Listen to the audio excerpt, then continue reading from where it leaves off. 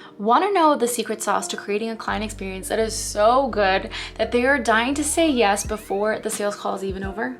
Stick around because I'm going to show you how. And welcome back to my YouTube channel. I am your host, Jennifer Morilla. This YouTube channel is for content creators, coaches, and online service providers who are looking to grow their online business. Now, if this sounds like you, I want you to hit that subscribe button. If you are excited about what the heck am I talking about when I mean creating a sales funnel and a client experience, then give me a thumbs up because I'm gonna walk you through my process that has led me and multiple clients that I have taught how to create six figures or multiple six figures. Okay, so let's dive into today's video. I'm gonna teach you how to create a client experience through your sales funnel in 5 simple steps. Okay, my friends, so let's start with the first thing that you need to do in order to create a sales funnel for your client experience. The first thing is creating consistent content. Now you're probably like, well, duh. No, but I mean like really creating content, because the truth is that if you don't consistently show up on social media, how do you expect people to find you? And so what I really like to do is I like to focus on creating consistent content in these pillars, right? So it should be 80% valuable content, 10% shareable content, and then 10% objective content. Again, the reason why you want to be creating consistent content and putting content in these pillars, valuable, shareable, and objective, and don't worry, I'll go over all of them in just a second, is that you are providing that consistency. You're letting people find you, because the point is that if people can't find you, they can't actually go into your funnel.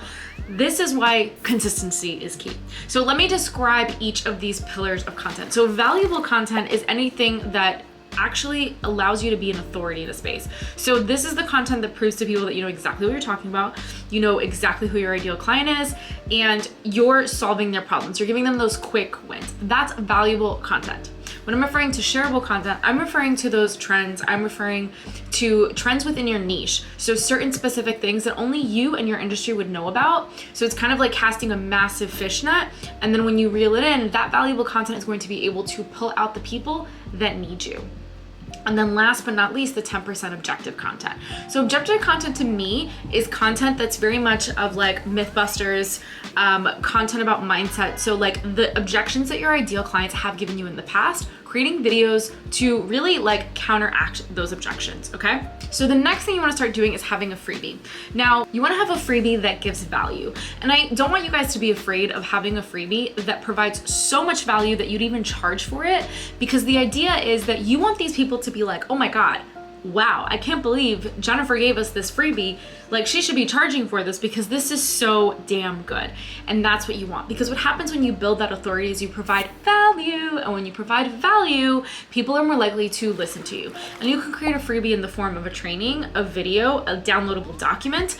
I'm not a fan of ebooks. You could do blueprints, you could do workbooks, something that's more interactive versus just like letting them read and not respond to the actions that they need to take in order to understand like, wow, this is super valuable. So providing a freebie is the second most important thing you need to do when you're nurturing that sales funnel. Because again, at the top, you have the consistent social media, and then you want to get them to come into your universe to begin to trust you more. Downloading a freebie document, a document that you could potentially, and maybe down the line, you would turn into a paid product if it's a small, like at the bottom of your product suite, like funnel, like a $7 or a $20 product. But you want to create that value so that people are hooked and people know that you provide so much value, and it's almost a no-brainer as to why they wouldn't follow you. Now, the 2 things I want to mention to you when you're providing a freebie. For a downloadable freebie, the important thing is to create a nurturing relationship, and the end of the document should provide all of the ways in which somebody could reach out to you if they wanted more from you, right? And then obviously the email sequence that comes after that freebie, which is super important. If you guys want a video on what that email sequence should look like, then comment below and I will create one for you. In terms of a video freebie, I think it's really important that you create a call to action that inspires people to make moves, because videos are like quick. You don't want to have a super long video. Like, you don't want to have a 3-hour mini training. You want to have like a 15 to 20 minute training where people are going to get those quick wins and they're going to see the value in what you're providing. And again, at the end of that freebie, you will, since you already have their emails, you're going to have that nurture sequence that's going to be able to nurture that relationship. Now, with a video training, I usually like to have a call to action, like a direct call to action. Usually the video trainings are a small piece of what I have for like a bigger course. So what I do is at the end of the video trainings, my call to action is if you want more of this, buy this program, and it's not gonna be super high ticket to get them to buy from me. And that like really enters the funnel, right? Now, again, if someone doesn't buy from me, it's totally okay because I have a nurture sequence, my email sequence, that really provides the value and gets them hooked where they continue to learn from me. Again, if you guys wanna know what needs to be inside an email sequence, I want you to go ahead and drop that below and I will create that video for you. And this is a perfect call to action for you. If you want more of this, if you are stuck with creating an online product or service and you're not really sure what to begin and how to really clarify your offer, I want you to check out my free training on how to create and sell out your signature group program. It's a free video training, literally 15 minutes, and I walk you through the entire process and how to create something and how to validate it and then how to take it to market. Again, this is free. It should be in the description below. So go ahead and click that just for you exclusively. And if you guys have any questions about that, head over to my Instagram at jennifer.morilla where I can answer all of your questions. Okay, let's get back to the videos. And so this brings us to number 3, nurturing your audience. So at this point, people are following you on social media, they've downloaded your freebie, you've maybe had a call to action for them to purchase your lower level product, but the people that actually haven't purchased are now officially in your email sequence, right? So how do you nurture that relationship? So you should have a series of anywhere between 5 to 8 emails. It really depends on your business and what you're doing. But the first email should be obviously the confirmation that they've received the freebie. The second one should be on how they use it. The third one should be an introduction of you. And so the fourth one should be an emotional connection as to why you created this freebie and how much it's helped other people. The fifth one should be any testimonials that your clients have received from the strategy that you've taught within the freebie or potentially that next product. And then the 5th, 6th, and the 7th, the 6th, 7th, and the 8th should be the sale, the big call to action. Now that could be getting them into a Facebook group, that could be getting them to book a one-on-one call with you, or that could be getting them to purchase from you, whether it is a low-level product and or join a high-level mastermind. Again, if you guys want a video on how to create those emails with way more explanation, then go ahead and drop me in the comments below and I will do that for you. Okay, this leads us to number 5. Naturally, as I said, at the end of the email sequence, this is where you upsell them, right? At this point, your ideal client has gotten to know so much about you. They know that you have so much value to offer. They're still watching you on social media show up, and they're getting these emails in their inbox that are proving to them that you know and you have your AKA shit together, right? So what do you do now? How do you get them to purchase from you? You upsell them. I typically like to do a low-level product simply because something that's more high ticket needs a little bit more nurturing. And if I'm trying to sell something high ticket, I usually just like to get people on phone calls so that I want to make sure that they are perfect for that high ticket item, right?